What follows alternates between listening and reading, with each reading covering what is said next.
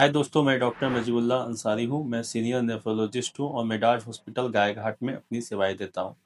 आज मैं आप लोगों से 10 ऐसे हैबिट या 10 ऐसे पॉइंट के बारे में बात करूंगा जिसकी वजह से किडनी धीरे धीरे खराब हो जाती है। किडनी की बीमारी के शुरुआती स्टेज में कोई सिम्टम्स या लक्षण नहीं होते हैं और जब लक्षण पता चलता है तो किडनी काफ़ी हद तक खराब हो जाती है। इसलिए हमें पहले ही किडनी की बीमारी को डिटेक्ट करना पड़ेगा जिसकी वजह से हम किडनी की बीमारी को प्रिवेंट कर सकें या एडवांस स्टेज पर जाने से रोक सकें। तो सबसे पहला पॉइंट है अनकंट्रोल ब्लड शुगर। अगर किसी व्यक्ति को या पर्सन को ब्लड प्रेशर की बीमारी है तो उसे चाहिए कि अपने ब्लड प्रेशर को अच्छे तरह से कंट्रोल में रखें। अगर ब्लड प्रेशर कंट्रोल में नहीं है तो वो धीरे धीरे किडनी के विसल्स आर्टरी वेन को नुकसान पहुंचा सकती है जिसकी वजह से धीरे धीरे किडनी में खराबी हो सकती है। इसीलिए ब्लड प्रेशर को कंट्रोल में रखना है।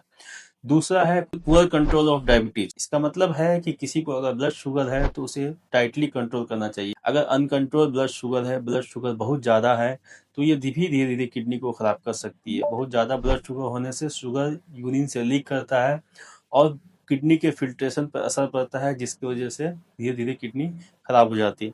इसीलिए हमें नॉर्मल रूटीन चेकअप से ब्लड शुगर की मात्रा और किडनी फंक्शन टेस्ट में प्रोटीन कितना आ रहा है और किडनी फंक्शन टेस्ट कितना है, इसे साल में 2 बार हर डायबिटीज के पेशेंट को चेकअप कराना चाहिए। तीसरा है एक्सेसिव पेन किलर। किसी भी वजह से अगर कोई व्यक्ति बहुत ज़्यादा पेन किलर ले रहा है, खासकर एनासिड ग्रुप के पेन किलर जो आराम से ओवर द काउंटर मिल जाते हैं, अगर किसी को क्रोनिक पेन सिंड्रोम है या कोई ज्वाइंट पेन है या ऐसी बीमारी जिसमें कि बार बार पेन किलर लेना पड़ता है, तो बार बार पेन किलर लेने से भी किडनी में खराबी होती है। तो इस चीज़ से भी बचना चाहिए। बार बार बहुत अत्यधिक मात्रा में पेन किलर लेने से भी किडनी में खराबी आ जाती है, खासकर से ऐसे लोगों में जिन्हें जो बूढ़े हैं और जिनको पहले से ब्लड प्रेशर या डायबिटीज़ है या वो बहुत सारी दवाई पहले से ले रहे हैं, तो ऐसे लोग खासकर दर्द की दवा लेने से उनके किडनी खराब होने के चांसेस ज़्यादा होते हैं।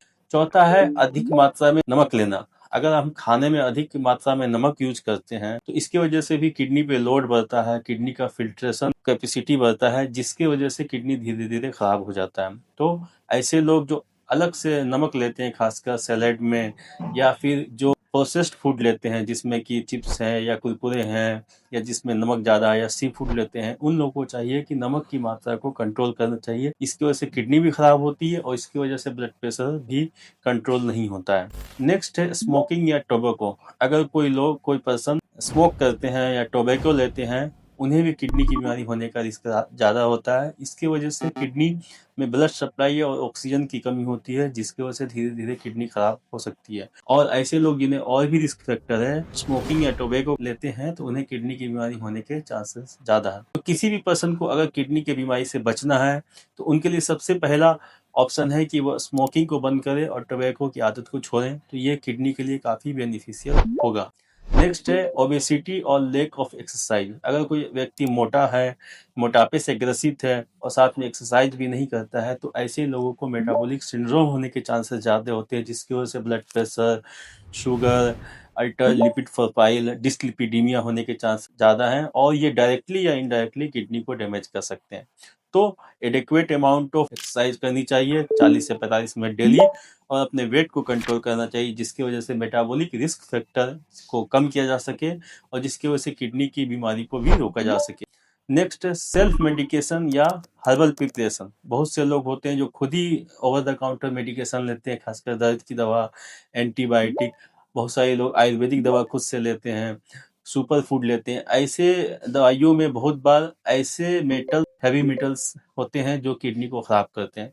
तो अगर ये सब दवाइयाँ लेना हो तो आप एक किसी एक्सपर्ट की सलाह से ही लें और बेहतर होगा कि ना लें और लेने से पहले अपनी किडनी फंक्शन टेस्ट करवा लें। अगर ले रहे हैं तो रेगुलर इंटरवल पर आप अपनी किडनी फंक्शन टेस्ट करवाएं। देखिए कि ऐसा तो नहीं है कि किडनी पे धीरे धीरे इस दवाइयों का असर हो रहा है। नेक्स्ट है अगर किसी को बार बार रूटीन चेकअप पे यूरिन में प्रोटीन आ रहा है या यूरिन में ब्लड आ रहा है जिससे हम कहते हैं कि आरबीसी पॉजिटिव है या प्रोटीन आ रहा है 1+2+3+, कोई सिम्टम्स नहीं है, लेकिन अगर उन्हें बार बार यूरिन में प्रोटीन आ रहा है, ब्लड आ रहा है, तो ये भी किडनी की बीमारी के अर्ली साइन है। तो इस केसेस में उन्हें किडनी के डॉक्टर से मिलना चाहिए और प्रॉपरली इवेलुएट करना चाहिए कि ये प्रोटीनूरिया कितना है, किस एक्सटेंट में है, क्या ये किडनी को डैमेज कर रहा है। क्योंकि अगर किसी को परसिस्टेंट प्रोटीनूरिया आ रहा है 500 mg से ज़्यादा, तो वो धीरे धीरे किडनी को खराब कर सकता है। अगला पॉइंट है कि सही मात्रा में पानी नहीं पीना। अगर कोई सही मात्रा में पानी नहीं पी रहा है तो उनके बॉडी डिहाइड्रेटेड स्टेज में रहेंगे, जिसके वजह से यूरिन में इन्फेक्शन और किडनी के स्टोन बनने के चांसेस ज्यादा होंगे और इनके वजह से धीरे धीरे किडनी खराब हो सकती है। और लास्ट है कि अगर आपको रिस्क फैक्टर है, अगर आपको फैमिली में किडनी की बीमारी है, डायबिटीज है, हाइपरटेंशन है, 40 साल से ऊपर है, आपको बार बार यूरिन में इन्फेक्शन हो रहा है या आपको स्टोन है, तो आप एक रेगुलर इंटरवल पर अपने रूटीन किडनी फंक्शन टेस्ट और यूरिन टेस्ट करवाएं, जिससे पता चल सके कि आपकी किडनी की स्टेटस क्या है, whether your kidney is healthy और नॉट। तो रेगुलर इंटरवल पर हेल्थ चेकअप भी करवाना चाहिए। तो ये 10 पॉइंट है जिसको ध्यान में रखने से हम किडनी की बीमारी को पहले पकड़ सकते हैं। आप स्मोकिंग छोड़ सकते हैं, आप रेगुलर एक्सरसाइज कर सकते हैं, आप ब्लड प्रेशर को कंट्रोल कर सकते हैं, आप शुगर को कंट्रोल कर सकते हैं, आप नमक की मात्रा को कम कर सकते हैं, आप पेन किलर को लेना कम कर सकते हैं, अपने से आयुर्वेद या सेल्फ मेडिकेशन को रोक सकते हैं। तो ये सारे रिस्क फैक्टर को अगर हम कम करेंगे और रेगुलर इंटरवल पर चेकअप करेंगे किडनी की, तो हम किडनी के स्टेटस को जान सकते हैं और किडनी के लाइफ को बढ़ा सकते हैं। Because prevention is better than the cure. इंसान को प्रिवेंशन की तरफ जाना चाहिए और किडनी की बीमारियों को प्रिवेंट करना चाहिए। धन्यवाद।